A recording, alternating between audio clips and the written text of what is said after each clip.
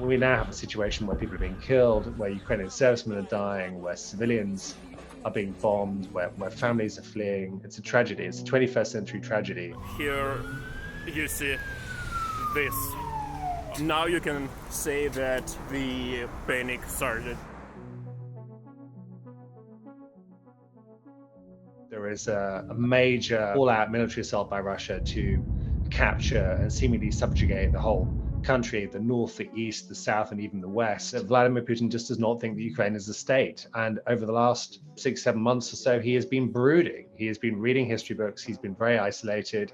And he has convinced himself that it is his role, almost his sort of messianic role, to reconstitute what he considers to be historical Russia, including Ukraine. Ее цель – защита людей, которые на протяжении 8 лет подвергаются издевательствам, геноциду со стороны киевского режима. The international community has tried to sort of deter him, to persuade him to back down. But it seems he pretty much decided some time ago he was going to do this. He stationed more than 150,000 troops around the Russian border, and I think decided to push the button sometime earlier this week. And it's playing out now in a country which actually is European, both in the way it looks and also increasingly in the way it thinks. We don't actually quite know how this battle will play out. I mean, it's clear that Russia has enormous advantages. It has air power, it has a navy, it has amphibious landing ships, and it has a huge amount of kind of arms and men in the sort of separatist territories of the east of Ukraine. But measured against that, we have the Ukrainian military. It's about 200,000 troops, 400,000 reservists, not all of whom will fight, but some of whom will fight, plus weapons, defensive weapons supplied recently by the US and UK. And so we don't know how it's going to go. I mean, you would bet on a Russian victory of some kind here, but I think it will be a victory that will come with a huge bill attached.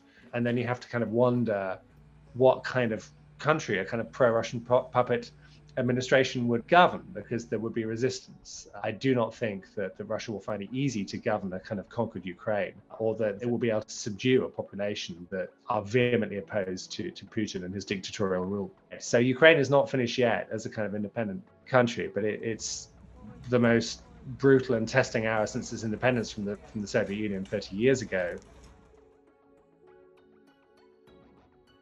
We don't know if Putin can be stopped. I mean, I think sanctions against Russia are not going to deter him, although they will make clear that essentially that Moscow, the Kremlin, under his leadership over 2 decades, has become a pariah state. It's a rogue state. This is really a kind of reckless, thuggish regime that cares little for kind of human life and that has expansionist ambitions. There is a mixture of anger, of people being stunned, and I think a kind of quiet disgust as to why Russia would do this. I mean, there's no rational pretext or explanation. It seems to be that we're living in a world where the kind of whims of one man, one dictator, Vladimir Putin, have plunged Europe back into war in a conflict that I think will reverberate far beyond Ukraine, but have huge implications for Europe and the rest of the world.